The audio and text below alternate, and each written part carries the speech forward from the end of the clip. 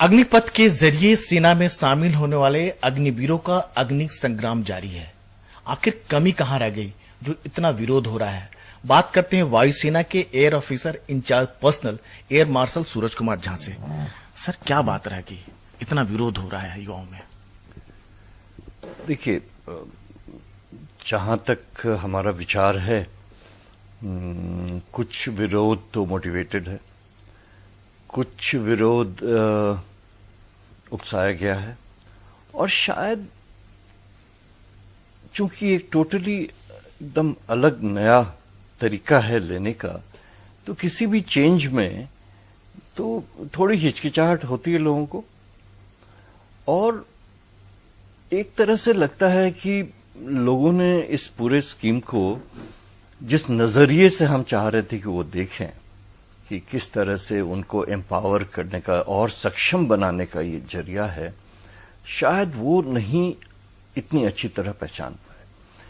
आप तो देख ही रहे होंगे कि सारा कन्वर्सेशन पेंशन की ओर मुड़ गया, और 4 साल के बाद क्या उस पे मुड़ गया। लेकिन सर, आप लोग के आने के बावजूद मतलब सेना ने मोर्चा संभाल लिया है, कन्विंस कर रहे हैं, लेकिन यूथ कन्विंस नहीं हो रहा, आशंकाएं बनी हुई है। मैं इस बात से सहमत नहीं हूं कि यूथ कन्विंस नहीं है, क्योंकि पिछले 3-4 दिनों में हमें जो फीडबैक मिल रहा है, हमें जो जितनी इंक्वायरीज मिल रही हैं, जिसके कारण हमें अपनी नोटिफिकेशन 4 दिन पहले जारी करनी पड़ी, बहुत इंथुजियाज्म है, बहुत इंथुजियाज्म। तो मैं इससे सहमत नहीं होऊंगा। हाँ, ये मानता हूं कि पहले 2-3 दिन कहीं आक्रोश रह गया है। अब वो यूथ में था, इग्नोरेंस के कारण उन्हें सारी चीजें अच्छी तरह से समझाया नहीं गया था। बट जिन्होंने समझा, जिन्होंने स्कीम को ध्यान से समझा, जिन यूथ ने, उनके अभिभावक ने, उस एरिया से कोई हमें नेगेटिव फीडबैक नहीं मिला। युवाओं की नाराजगी इस बात से लेकर भी है कि बहुत सारे युवा जो हैं, उन्होंने किसी ने रिटेन क्वालिफाई कर लिया, किसी ने मेडिकल क्वालिफाई कर लिया, फिजिकल क्वालिफाई कर लिया, और कॉल लेटर का इंतजार कर रहे हैं, उसके बाद ये झटका। देखिए, सिलेक्शन का एक पूरा प्रोसेस है, वो प्रोसेस कंप्लीट नहीं हुआ था, नहीं कर पाए थे कोविड के कारण। तो और सरकार ने अब 2 साल बढ़ा भी दिया है, इस साल के एंट्री के लिए 21 से 23 कर दिया है। तो अब जो भी एलिजिबल हैं, अब उनको नए सिरे से ही आना पड़ेगा। और चूंकि वो सारी परीक्षाएं पास कर पाए थे, तो मेरा पूरा विश्वास है कि अगर वो उन्हें ऑलरेडी आइडिया है कि किस तरह की मेहनत की गई, कैसे तैयारी की गई, जिससे वो क्वालिफाई हुए, तो लगे फिर एक बार आएंगे। लेकिन सर, आपको नहीं लगता कि नेचुरल जस्टिस सिस्टम के खिलाफ है? सालों तैयारी कर रहे थे और उसके बाद ऐसा उनको झटका लग रहा है, क्या कसूर है उनका? लगता नहीं कुछ रियायत मिले, ऐसा कुछ उनको? जी नहीं, ये जब भी नया स्कीम आएगा तो नया स्कीम को पूरी तरह लाना है। और मैं ये भी बता दूं कि 3 से 4 हजार वैकेंसी के लिए 6 लाख से ऊपर एप्लीकेशन आते थे, मतलब हर सीट के लिए 150 के लगभग। तो बाकी लोग तो चूक जाते थे कहीं ना कहीं, और वो फिर से अटेम्प्ट करते। आए हैं लोग, आएंगे, इस बार भी आएंगे। लेकिन सर, जो रिटेन वगैरह जो दे चुके हैं, वायुसेना की बात करें, कई लोग केवल कॉल लेटर का इंतजार कर रहे थे। तो ये जब सिस्टम बदलता है तो बदल जाता है, तो ये मान के चलिए कि सिस्टम बदल गया।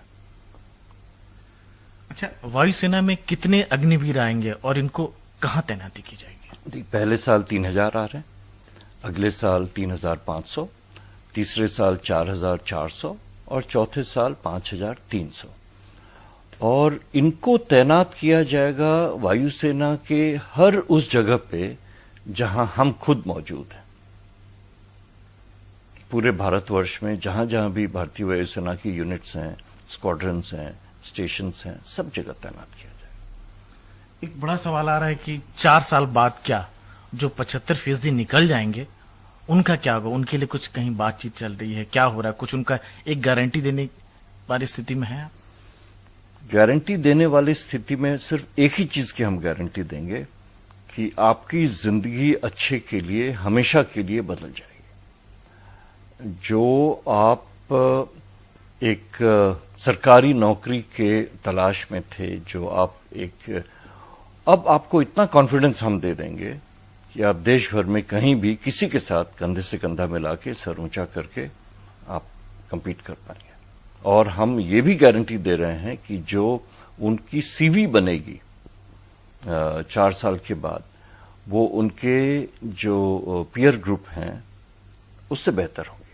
नहीं, मैं संदर्भ बात कर रहा हूँ नौकरी की, कि 75% जो निकलेंगे क्या उनको नौकरी मिलेगी, गांव में जाके बैठ जाएंगे, क्या करेंगे? फिर से उनको भटकना पड़ेगा नौकरी के लिए। बेझिझक नौकरी मिलेगी, बेझिझक नौकरी मिलेगी। इतने वो सक्षम रहेंगे कि उनको बेझिझक, इस देश में नौकरी की कमी नहीं है, सक्षम लोगों की कमी है।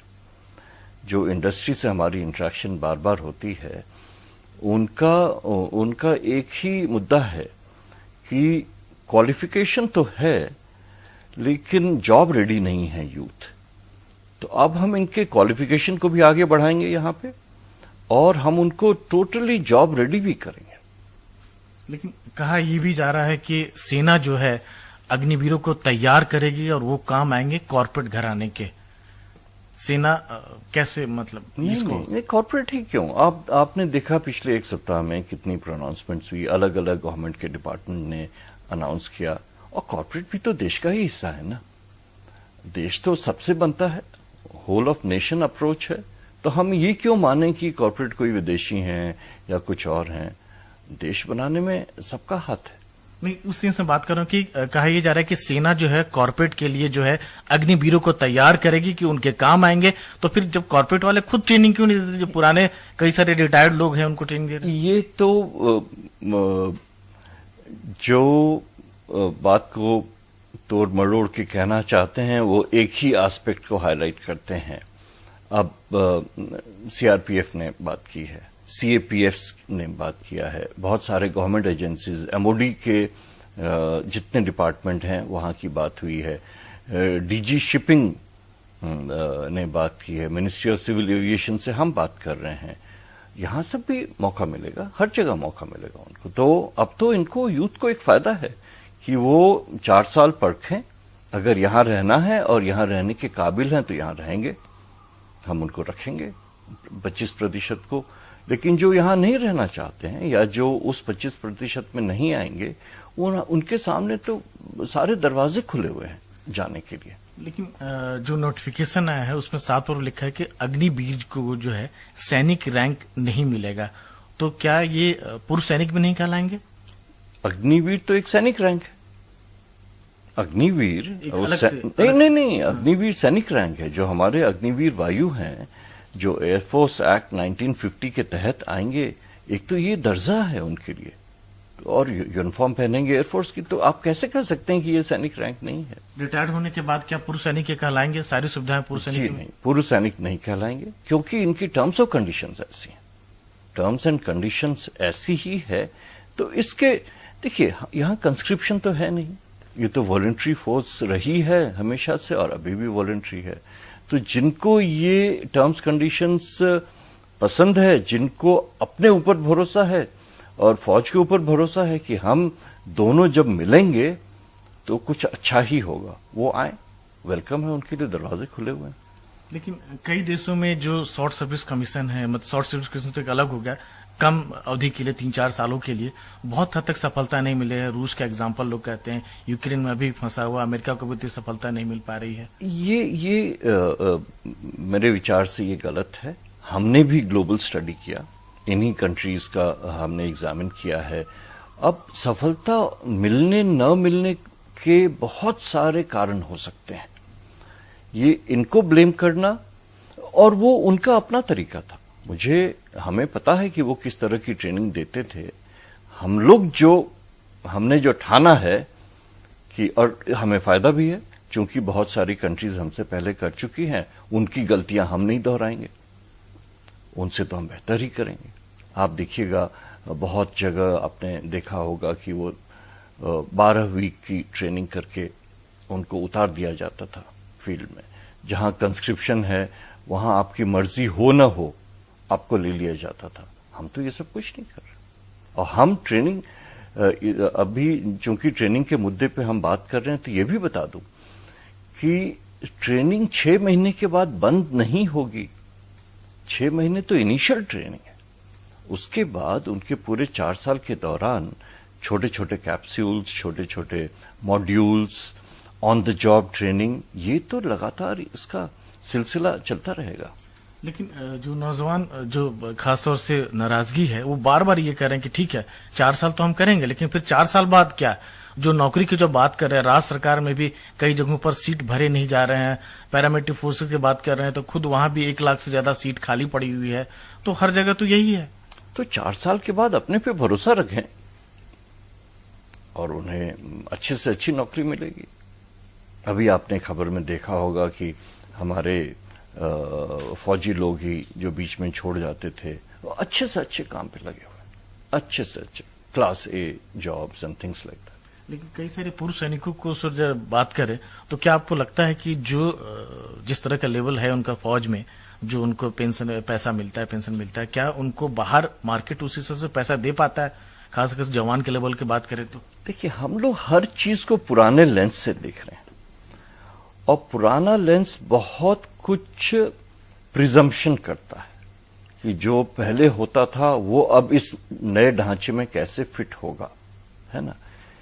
तो ये गलत सोच है। ये तो हमने इसको इन लोगों को ढालने का ढांचा ही अलग बनाया है, तराशने का ढांचा ही अलग बनाया है। तो मेरा तो अनुरोध है कि ये पुराने लेंस से इस नए स्कीम को ना देखें।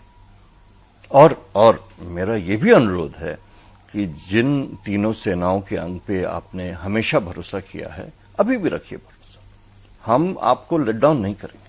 तो अग्निवीर पूरी तरह से अलग होंगे, कह अलग सकते होंगे, हैं। पूरा सेना का पूरा ढांचा पूरा इसीलिए तो इसको इम्प्लीमेंट किया जा रहा है कि इनके जरिए से हम अगले 10, 15, 20 साल में तीनों सेनाओं को एक अलग आसमान की छुएंगे उससे। मेरा एक अंतिम सवाल ये है कि क्या लगता है कि इसमें अगर कुछ खामियां मिलती है तो क्या कुछ सुधार कर सकते हैं, कुछ मॉडिफाई कर सकते हैं जरूरत के मुताबिक, या पूरी तरह से मतलब एक है कि रिजिड है कि नहीं, कुछ नहीं करेंगे क्या? जी हाँ, और ये तो पावर रक्षा मंत्री जी को दिया गया है कि अगर इंडिविजुअल सर्विस या तीनों सर्विस मिलके एक बार इंप्लीमेंट होने के बाद 1 साल, 2 साल, 5 साल, 10 साल बाद अगर लगे कि इसमें कुछ खामियां हैं जो उभरेंगी, तो रक्षा मंत्री जी को ये पावर दिया गया है कि वो फाइनेंस मिनिस्ट्री के साथ कंसल्टेशन में इसमें बदलाव लाएं। आप लोग भी लगातार फीडबैक देते रहेंगे कि कहीं कुछ कमी है तो इसको और बेहतर किया जा सकता है। हाँ। तो इसमें कोई ऐसा कोई रिजिडनेस टाइप का कुछ नहीं है कि भाई नहीं कर? नहीं जी, नहीं, कोई ऐसा रिजिडनेस नहीं है। ये एक अभी ये ढांचा है, ये फ्लेक्सिबल नहीं है। अब देखिए, बदलाव लाने के लिए हमारे पास उसका मुद्दा होना चाहिए, कुछ स्टैटिस्टिक्स होने चाहिए, कुछ कारण होना चाहिए। तो आप लोग जो शंकित लोग हैं वो तो इसको इम्प्लीमेंट पहले होने तो दीजिए, देखें तो सही, हम पे भरोसा रखिए। मतलब वापस नहीं होगा, लेकिन कुछ अगर जरूरत पड़ी तो सुधार हो सकता है। जरूर सुधार जरूर होगा, वापस तो नहीं होगा। और क्यों हो, बहुत सोच समझ के इसको लाया गया है, तो क्यों वापस हो? ये थे वायुसेना के एयर मार्शल सूरज कुमार झा, जिनका ये कहना है कि अगर अग्निपथ योजना में कुछ जरूरत पड़ती है तो सुधार जरूर होगा, वापस नहीं लिया जाएगा और इसे पुराने चश्मे से देखने की जरूरत नहीं है। नई दिल्ली में कैमरामैन कान पात्रा के साथ राजीव रंजन, एनडीटीवी इंडिया।